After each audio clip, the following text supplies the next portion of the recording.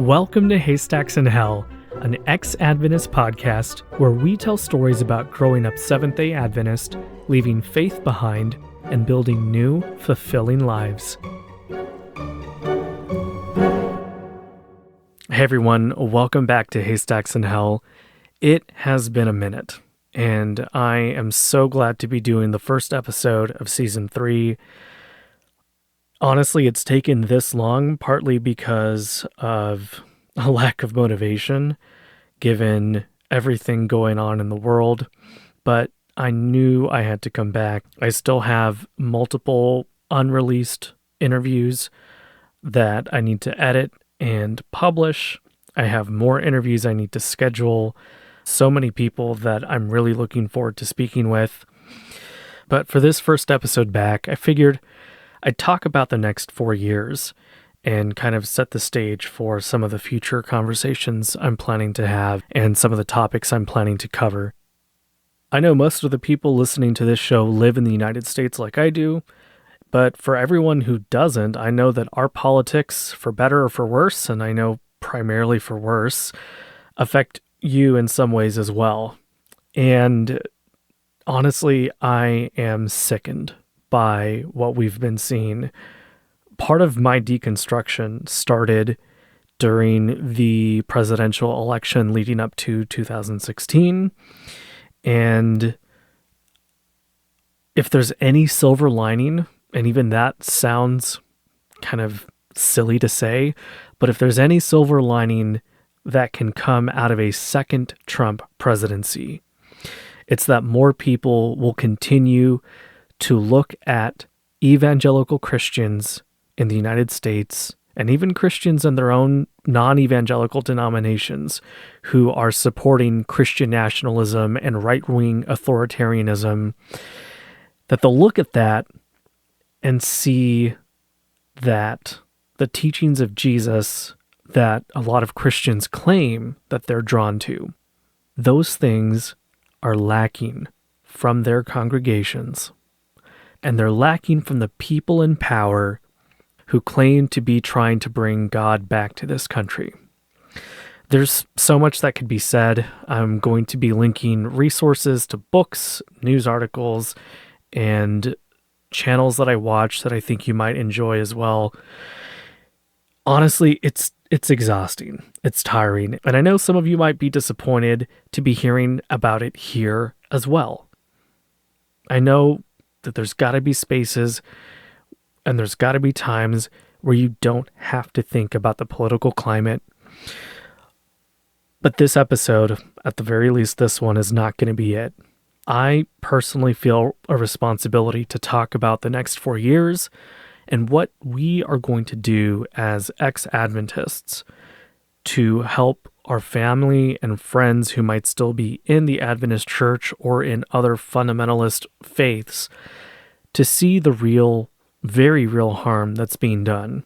If you've been on social media at all in the past couple of weeks and months, you may have already come across some stories of people saying they regretted their vote for Trump.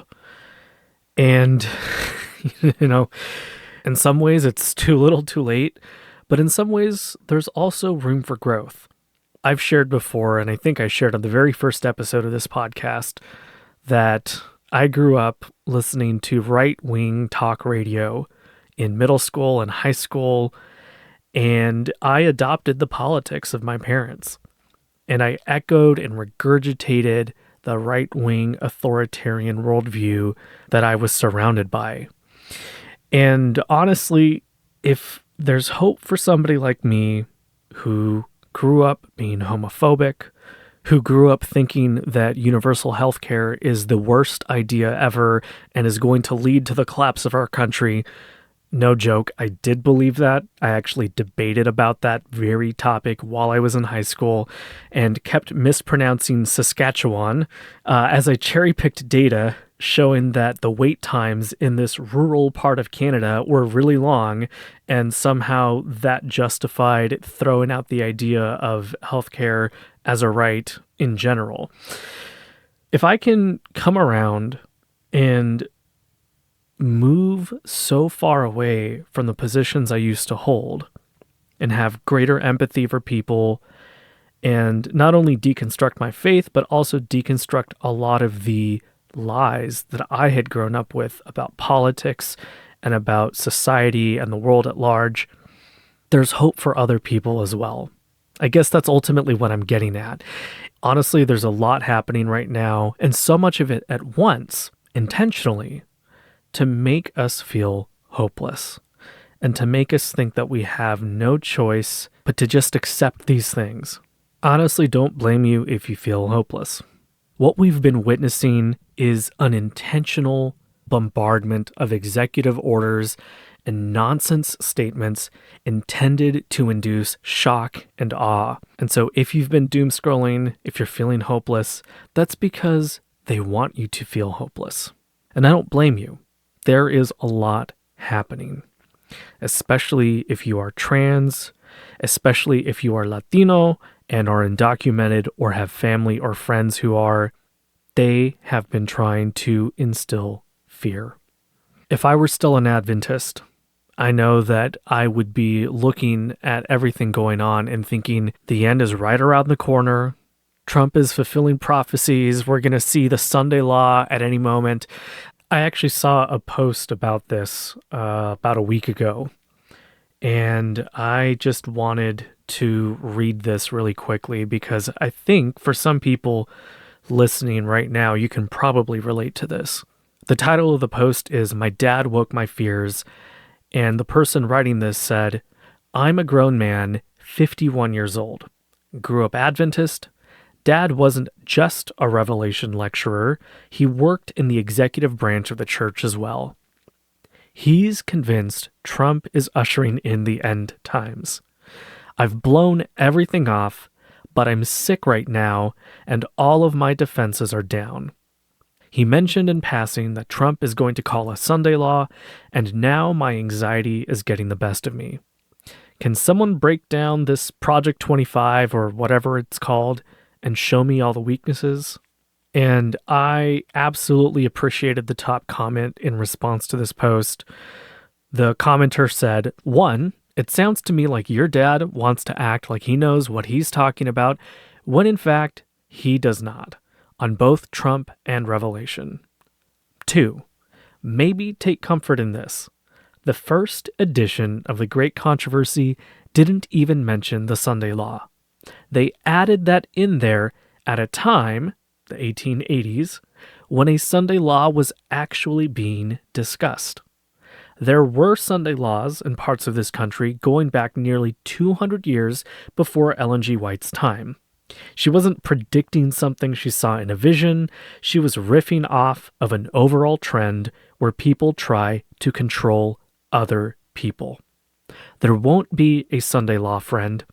There are too many Muslims, Jews, and secularists with power and or influence in Washington, D.C. to let that happen. Now, Trump and his Christian nationalist goons may try to compel other forms of religious control, and SDAs will use that opportunity to say it's a sign of the end, like they always do. But the Great Controversy, the Final Events doc, these are fictional documents. Satan himself was a concept that turned into a character over time. He's not going to be posing as Jesus to fake the second coming. Let the fears rest. They need not have power over you." That comment got over 50 upvotes, and it definitely deserved each and every one of them because I couldn't have said it better myself. Again, if I were still Adventist or if I had just recently deconstructed, I think I would also have anxiety about the end times, the time of trouble, about the Sunday law.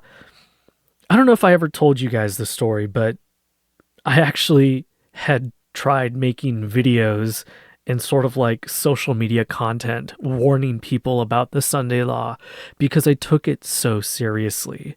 And I was so concerned that this was going to be a real thing that would happen in my lifetime. It didn't consume me every single day like it might have for some people, but it definitely was something that I thought about I was one of those Adventists that whenever the Pope would come to the United States to speak in front of Congress, or, whatever nonsense they do, I would look at that and see that as a sign of the times, a sign of the end, a sign of Jesus' soon return.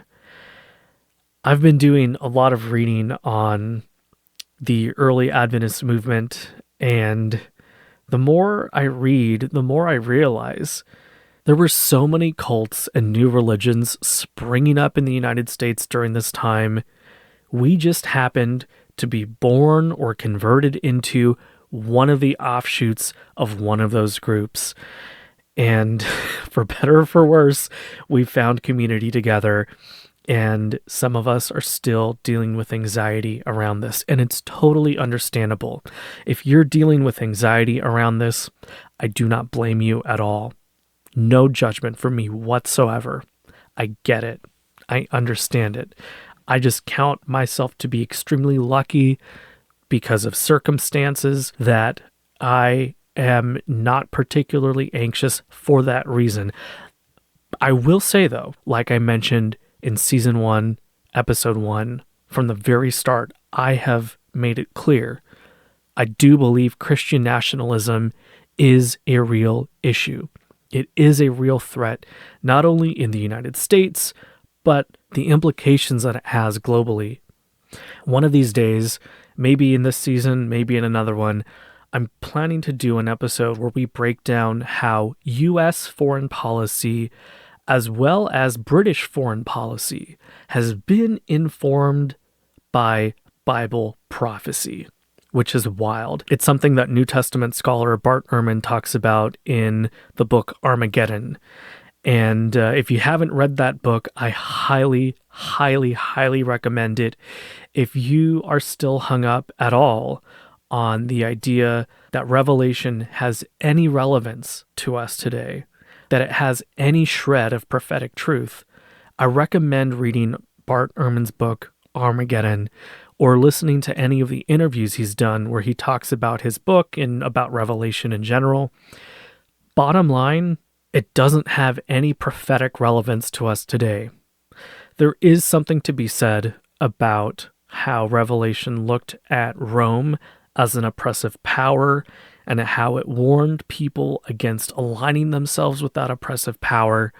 But beyond that, I don't really see that many redeeming qualities in the book. Anyway, all of that to say, if you have anxiety or concerns around the Sunday law, I would encourage you to do what you can to redirect that energy into Christian nationalism. I've talked before about how we've seen politicians insist that the 10 Commandments need to be placed in school classrooms and that the Bible must be included in school classrooms. One funny headline I saw some months ago was that a parent in Utah successfully argued that the Bible actually counts as an obscene book, and one of the laws meant for essentially banning LGBTQ books from school libraries was worded in such a vague way that the Bible actually also counted as a quote-unquote obscene book based off of this law, and it was temporarily banned in Utah schools, at least in that particular county. We're seeing reproductive rights being attacked, LGBTQ rights being attacked, trans people specifically being attacked. And it's sickening. I know I've spoken on this before, but for anyone who might be new here, for anyone who might not be familiar with episodes I've done in the past, I want to make it clear that it's sickening to me and that I absolutely abhor what is being done to some of the most vulnerable people in our country. For a while now, we've seen laws banning books and trying to restrict discussions on race, gender, and just basic history in schools under the guise of protecting the children. We've seen political figures using Christian rhetoric to justify their authoritarian policies, like limiting voting rights and undermining democratic institutions. And the irony in all of this is that More and more, it seems like many Adventists are aligning themselves with quote-unquote Babylon. They are aligning themselves with the Christian nationalists, sometimes openly recognizing the fact that they are aligning themselves with the authoritarians. Like I mentioned in the very first episode of this podcast, one of my former Sabbath school students told me that they personally looked forward to the Sunday law and the end of this quote-unquote sinful world. They said that if some good could be accomplished on the slippery slope toward theocracy and oppression of freedom of religion, they would vote in favor of it because Jesus would win in the end, so they didn't have any issues standing up for a religious society. I'm hoping that since I uploaded that episode about over 2 years ago now, I'm hoping that their perspective has changed a bit. To be honest, I have not reached back out to them, and candidly, I am not sure what their answer would be today. I'm afraid I might be disappointed. The reality is that many Adventists, at least in the United States and in some other countries, are sort of accelerationists. They think that everything is going to be made new one day, so we might as well just watch it all burn now. And the sooner it happens, the better, because the sooner they get to be in heaven. Who cares about what happens to everyone else, right? It's essentially the same attitude that Christian Zionists have toward the fate of the Jewish people. It's amazing to me that there are more Christian Zionists than there are Jewish people in the world.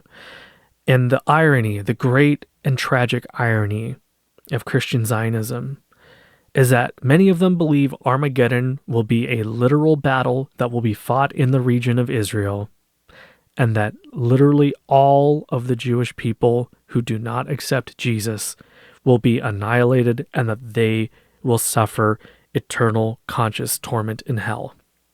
Now, I know that's not an Adventist teaching. I know that's more of an evangelical Christian U.S. type of worldview, but it just strikes me as a huge irony that the people who are some of the biggest supporters of the nation state of Israel could also care less about what happens to the majority of the population there who are not Christian. It's just a very sad irony to me. And of course, they could care less about what happens to the Palestinian people who have been suffering an ongoing genocide. One of the blogs that I read from time to time, it's called Tales from a Cult. They posted a blog post just the other day talking about Trump's first 10 days in office and how right around that time, the Seventh-day Adventist Church wrote, "Keep your mouth shut" on Instagram. I personally am not going to say whether or not that's related, but the timing does seem interesting. I'm going to include a link to this post in the show notes. I highly recommend that you go read it, but here are some of the highlights. They wrote that it's now been 4 weeks since the inauguration, and in just the first 10 days of Trump being in office, he signed executive orders that pardoned over 1,500 people who rioted in the U.S. Capitol. That's actually one of the things I talked about in the very first episode of this podcast.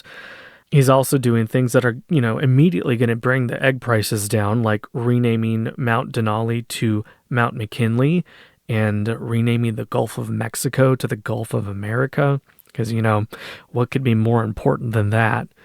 He's had other executive orders targeting diversity, equity, and inclusion. They have been purging documents, information, and history from federal websites, including public health data.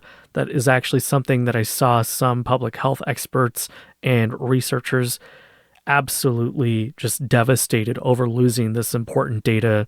I've mentioned before that my partner is a scientist, and she mentioned to me the other day that there are tons of people who are applying for master's programs or PhDs, and so many people who were hoping to go are now going to have to completely change their plans because schools who rely on grants and outside funding for a lot of these programs are just absolutely in chaos and having to turn people away. In some cases, people who got accepted into a graduate program have had their acceptance completely rescinded because the money is not there anymore. And so people who are talented researchers, people who are getting into these programs on merit because they are smart and talented and can contribute to important research, they are no longer going to be able to enter these graduate programs that they got accepted into. That's just the tip of the iceberg. We've seen the firing of federal employees. One of our friends is a federal employee and they work in a position where they are not likely to lose their job. They were skeptical enough and didn't take the bait of that fork in the road email. But so many people have lost their jobs in critical functions. Just a few hours ago, I saw that Trump is trying to essentially gut the U.S. Postal Service, or at the very least replace the leadership there, which is something that I don't believe legally he has the ability to do that. And those are just the things that are specific to the United States. Trump has also removed the U.S. from the World Health Organization. I'm sure many of you have already seen the headlines and you're already aware of the details of some of these things. And if you're not, I'm not going to tell you to doom scroll and to focus on this and just feel hopeless, because that's absolutely not the solution. But I will tell you to please be aware. Please, if you have family and friends who are either willfully or unwillfully ignorant, please help them not be ignorant. And if you personally are experiencing anxiety over the quote-unquote time of trouble or the Sunday law, I want you to think about the logistics of trying to make something like that happen. And the more you think about it, the more you truly think about all of the things that would have to happen in order for something like that to be enforced, I hope you'll realize, like many of us ex-Adventists have, that it is completely ludicrous. But like I said, the threat of Christian nationalism is something that we should take seriously, even if some Adventists like Ben Carson are actively contributing to it. And what I'm referring to here is that Ben Carson actually helped author a portion of Project 2025. If you weren't aware, now you are. I will include a source for that in the show notes. In any case, I don't want this first episode of Season 3 to be complete doom and gloom. Like I mentioned, the solution is not to doom scroll and to remain hopeless. Even though there's only so much we can do as individuals, we have to recognize the power that we do have collectively. I want to remind you, I've said this before, I will say it again, local elections matter.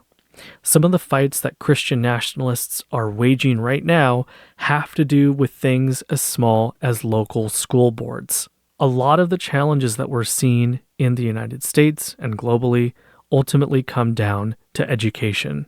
People have commented before on how it's interesting or amazing that the United States is one of the wealthiest countries in the world, but also one of the most religious and, in many ways, fundamentalist countries in the world.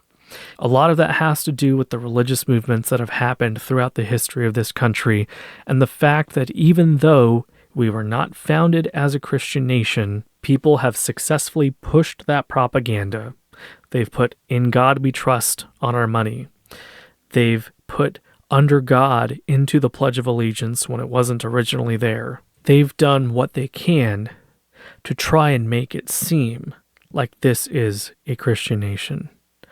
But ultimately, this nation is whatever we make of it. Sadly, ever since the founding of this country, it has been marked by othering people and by subjugating the people that are othered. Whether that was the indigenous people who were here before the colonizers came, whether that was the enslaved people who were brought here through the Atlantic slave trade, this country has a brutal legacy. Part of the political climate, as well as the religious climate that we're seeing in the United States and other parts of the world, is a direct reaction to the meager progress that had been made in previous years. It's interesting to see how marriage equality happened. People like Elon Musk and Trump even were embracing LGBTQ people and vocalizing some level of support for them. And yet now we've seen kind of a 180. There is extreme hate and vitriol that is being spewed. And a lot of that, again, is a reaction to the meager progress, the little bit of progress that had been made in previous years. But again, I don't want you to lose hope. And if I'm being honest, I'm speaking to myself right now as well. Doom scrolling, again, isn't the solution. We really have to connect with people who have the same values as us, even if we don't see eye to eye on every single minute detail. Having shared values is ultimately one of the most important things, and they'll help us focus on the biggest and most important things at hand.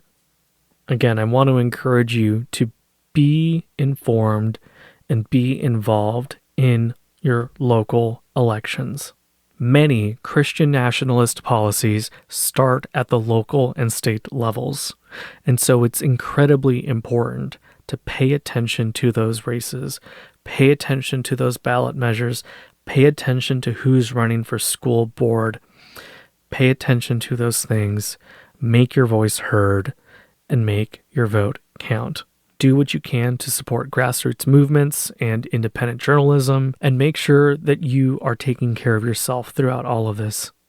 Burnout is far too easy, and we all need to make sure that we're taking care of ourselves.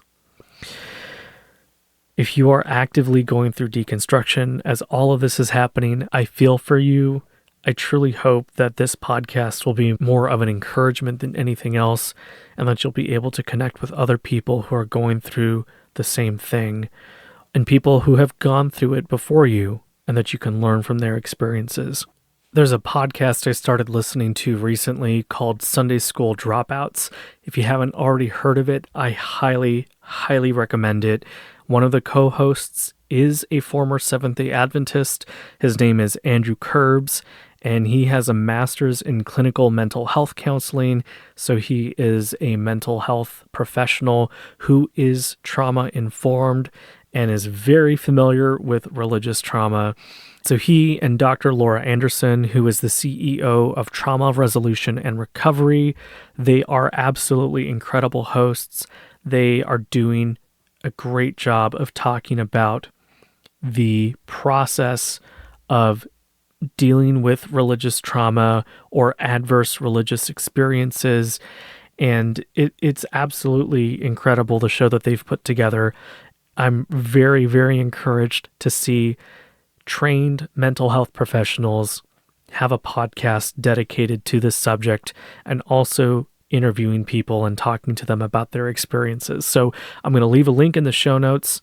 Friend of the show, Melissa Spires, was on their podcast recently. So there is an ex-Adventist episode that you'll get to listen to on their show. And again, just highly recommend it. I'm going to include a link to the show notes, but you can also just search for Sunday School Dropouts. These are the kinds of shows, and this is the kind of information that is empowering. And if there's somebody you know that is going through deconstruction and having questions and wondering how to deal with any religious trauma they might have, no matter how small or how big it might seem, these are the kinds of resources that I think are so important. And there are definitely other mental health resources linked on the Haystacks and Hell website. I'll include a link to that as well. I just want to wrap up by encouraging you to remember that we are not powerless. As wild as things may seem right now, ultimately, there are things that we can do for ourselves, for our communities, and for the future of our world. And it's important to remember that authoritarian movements can and must be resisted. Presidential elections matter. They matter a lot. But there's tons of work to be done in between. If you're not already doing this, I want to encourage you to subscribe to independent news sources, and I'm going to link some of those in the show notes. If you can, volunteer with and donate to organizations that are trying to protect our civil rights. And as difficult as it can be, do what you can to encourage friends and family to think about the bigger picture if they're not already doing so. The last thing I want to leave you with is a quote that I'm sure many of you have heard before, but I find it helpful to come back to in times like this. The arc of the moral universe is long, but it bends toward justice. That's a quote from Dr. Martin Luther King Jr. I saw this post on the official Martin Luther King Jr. page some time ago, December of last year, and they added in the post saying, "To those growing weary in the fight against the injustices of our world, we encourage you to hold on to hope and continue pressing forward. History reminds us that justice, though delayed, will prevail. Every act of love, truth, and courage brings us closer to the world we envision, a world where justice reigns and human dignity is honored. Don't lose hope, and don't lose sight of what's possible." Thanks for listening. If you have a story to share about your Adventist or fundamentalist experience, we'd love to hear it. You can submit stories on our website at hell.bio. That's HELL.bio. Or leave us a voicemail at 301-750-8648, and we might feature it in a future episode. Thanks again for listening. We'll see you on the next one.